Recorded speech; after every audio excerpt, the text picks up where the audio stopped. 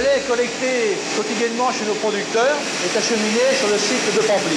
À son arrivée, il subit un contrôle de qualité qui correspond au cahier des charges bien précis de la laiterie pour la fabrication du beurre de Pamply. Ensuite, il est dépoté dans les tanks de réception, vous avez pu voir à l'extérieur. Il descend par gravité dans ce bac tampon.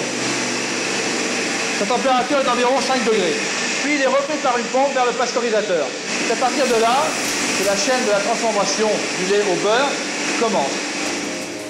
Donc le lait entier provenant du bac tampon est orienté sur un pasteurisateur. Dans un premier temps, il va subir un réchauffage à 45 degrés environ. Ceci va lui permettre de subir un écrémage total grâce à cette écrémeuse. On utilise le principe de la centrifugation pour séparer la crème des autres constituants du lait. Le lait écrémé sortant de l'écrémeuse, lui, repart sur le pasteurisateur où il est pasteurisé, refroidi et stocké à l'extérieur. En ce qui concerne la crème, qui sort aussi également de l'écrémeuse, elle est dirigée vers ce bac tampon et elle-même repart sur un pasteurisateur où elle est pasteurisée. L'objectif de la pasteurisation, c'est la destruction totale des bactéries lactiques originelles du lait et également des bactéries contaminantes telles des listeria ou des salmonelles. Quand cette étape est réalisée, la crème est stockée dans des tanks de maturation pendant une quinzaine d'heures. Là, elle va subir une maturation biologique et en parallèle une maturation physique. Maturation biologique grâce à des bactéries lactiques sélectionnées et cultivées à la laiterie, et physique grâce à des températures dirigées.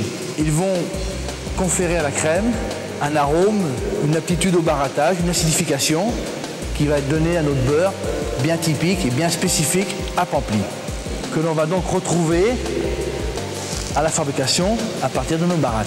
Lorsque la crème a obtenu son aptitude au barattage optimum dans les tanks de maturation, on va charger donc la crème dans la baratte et on va passer à la fabrication proprement dite du beurre traditionnel.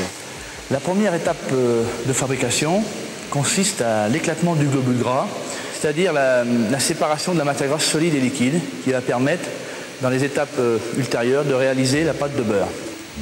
C'est la rotation rapide de la baratte qui permet l'éclatement du globule gras.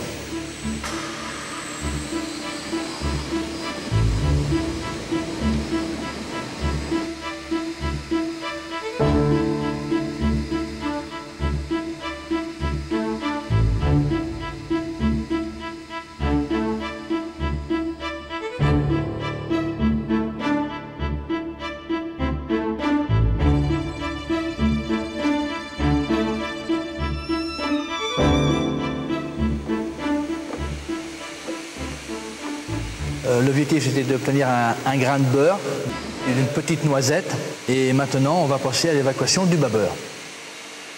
Le bas-beurre est donc la phase aqueuse de la crème, et ce bas-beurre est donc destiné à l'alimentation du bétail. Une fois l'évacuation du bas-beurre terminée, on va passer à l'étape suivante qui est celle du lavage du grain de beurre. Cette étape est également très importante et contribue largement à la finesse de pâte de notre beurre de Pamply. La trappe ouverte de cette baratte vous permet d'admirer notre grain de beurre qui est la taille d'une noisette. La laiterie coopérative de Pamply est l'une des dernières en Charente-Poitou à réaliser des fabrications de beurre par cette méthode qui est artisanale, authentique, bien spécifique à Pamply. Nous voilà donc à la dernière étape de fabrication, le malaxage. Cette étape est également très importante pour obtenir une pâte homogène, une texture, une flaveur, une tartinabilité bien spécifique, bien authentique à notre beurre de Pamply. Ce savoir-faire, qui date de 1905, date de la création de la laiterie coopérative de Pamply, nous a été transmis de génération en génération.